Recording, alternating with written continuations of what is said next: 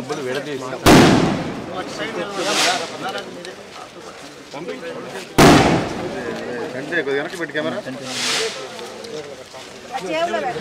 డబ్బులు ఒకసారి లెక్క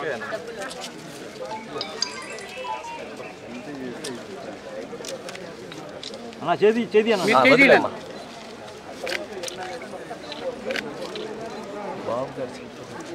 భూషణం బాబు గారి స్లిప్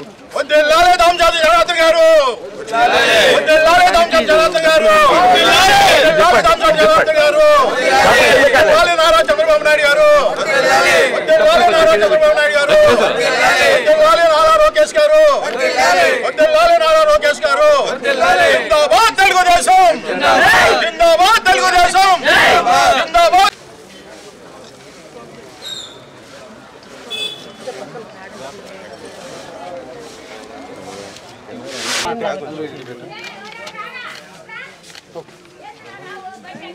అమ్మా సంతోషమేనా అమ్మాయి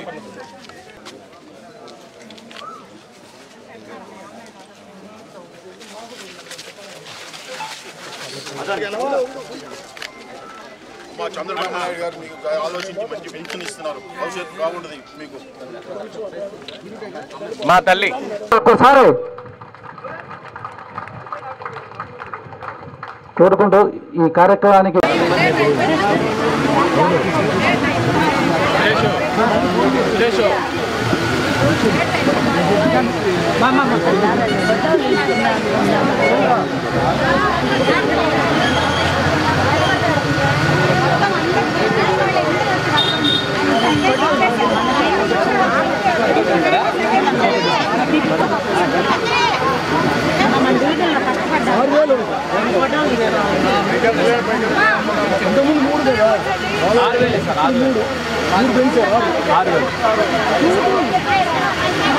వికలాంగులకు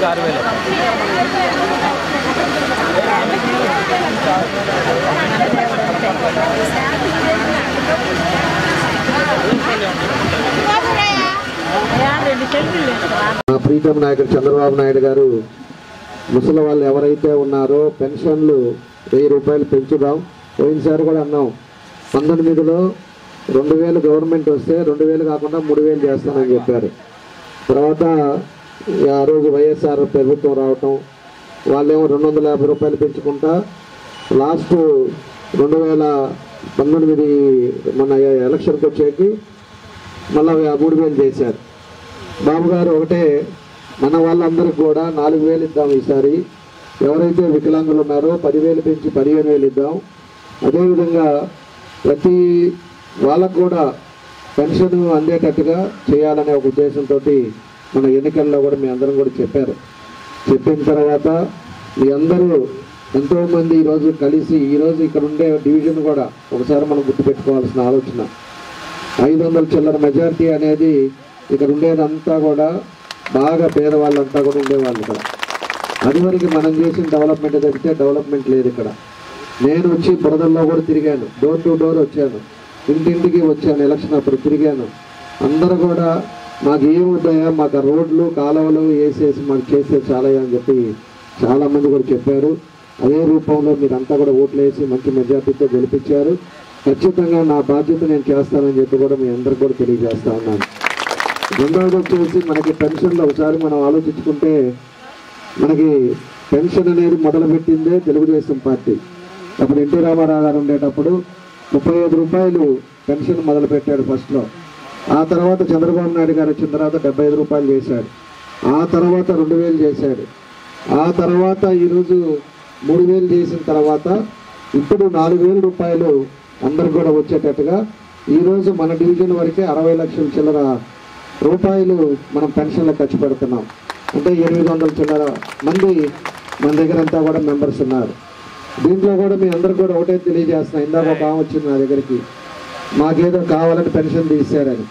మీరెవరు కూడా అధైర్యపడద్దు. మొన్నటి దాకా సైకో ప్రభుత్వంలో కరెంటు బిల్లు వస్తుందనో, కారు ఉందనో, మోటార్ సైకిల్ ఉందనో ఏదో అనేక కారణాల చేత మనలో చాలామందికి కూడా ఎలిజిబిలిటీ ఉన్నా కూడా పెన్షన్ తీశారు.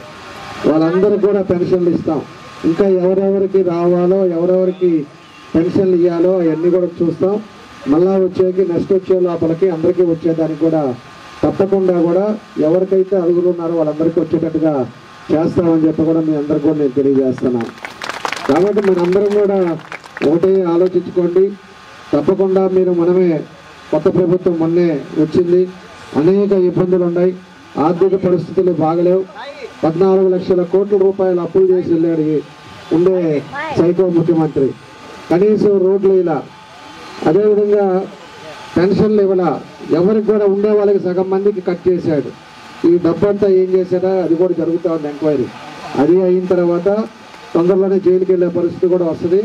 ఎక్కడెక్కడ తప్పులు చేశాడో, ఎక్కడెక్కడ పాపాలు చేశాడో ఇవన్నీ అనుభవించి తీరాల్సిన పరిస్థితులు కూడా వస్తాయని చెప్పి కూడా మీకు తెలియజేస్తూ ఉన్నాం. కాబట్టి ఈరోజు ఉండే పరిస్థితుల్లో అందరికి కూడా మన నియోజకవర్గంలో అందరికి కూడా ఎవరికైతే పెన్షన్ ఇస్తున్నారో ఇంటింటికి పోయి ఇవ్వాలనేది మా ఆలోచన. ఎవరికి కొంతమంది అయితే ఎన్నికల ముందు పోయినసారి ఉండేటప్పుడు మేము ఆఫీస్కి వెళ్ళాం, భోజనాలు లేకుండా చాలాసేపు కూర్చున్నాం. ఆ సర్వర్లు పనిచేయక వాళ్ళు ఇచ్చేదాకా సాయంత్రం దాకా పట్టింది.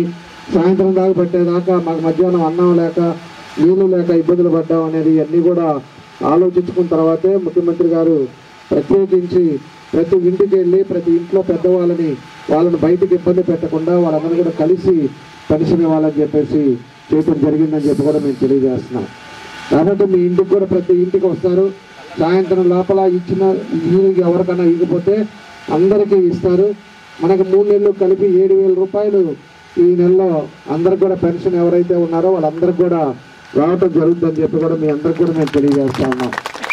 అదేవిధంగా చాలామంది కూడా ఇంకా సొంత ఇల్లు లేకుండా, లేకపోతే టిట్కోలో హౌసెస్లో డబ్బు కట్టి, లేకపోతే పట్టాలని చెప్పేసి పట్టాలు కానీ ఇంకా కూడా సొంత ఇంటి లేకుండా ఎవరైతే ఉన్నారో వాళ్ళందరికీ కూడా 6 నెలలు సంవత్సరం లోపల టిట్కో హౌసెస్ కంప్లీట్ చేస్తాం. ఆ ఇంట్లోకి వెళ్ళిపోయేటట్టుగా దాన్ని కూడా కంప్లీట్ చేస్తాం.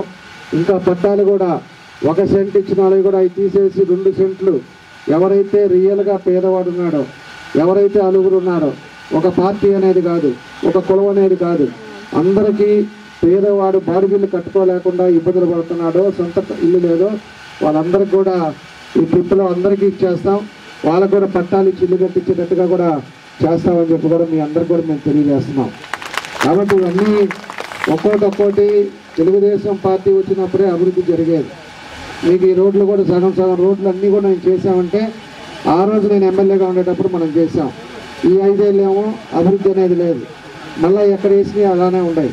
అది వరకు ఈ రోడ్డు పెద్ద రోడ్డు అయితే ఆ రోడ్డు కూడా రాకుండా ఉండడానికి కూడా ఉండేది. ఇక్కడ మీ అందరికీ తెలుసో లేదో, మనం వచ్చిన తర్వాత అదంతా క్లియర్ చేసి రోడ్డు కూడా ఓపెన్ చేసిన తర్వాత ఈరోజు పెద్ద రోడ్లు అందరూ రావడానికి అన్నీ కూడా వీలు కుదిరే పరిస్థితులు తీసుకొచ్చాం. కాబట్టి మిగతా ఎక్కడైతే ఈ డివిజన్లో పేదవాళ్ళు ఉండే ప్రాంతం ఇది, ఎక్కువ మంది కూలి పనికి వాటికి వెళ్ళే వాళ్ళు ఉండే ప్రాంతం ఇది, అందరికి కూడా ఖచ్చితంగా ఎక్కడైతే ఆగిపోయిన సిమెంట్ రోడ్లు, డ్రైన్లు, ఎలక్ట్రిసిటీ, పెన్షన్లు, రేషన్ కార్డులు అన్నీ కూడా నేను కూడా వస్తాను. డివిజన్కి బజారు నేనే రాసుకుంటాం. తప్పకుండా అందరికి వచ్చేటట్టుగా మేము చేస్తామని చెప్పి కూడా మీకు మరోసారి మీ అందరికి కూడా తెలియజేస్తాం.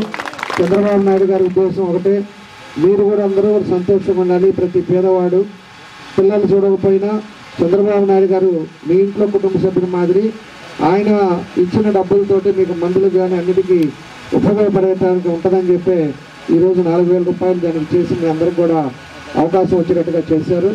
ఏ రాష్ట్రంలో లేని మన రాష్ట్రంలోనే ఇంత పెన్షన్స్ ఇస్తుంది.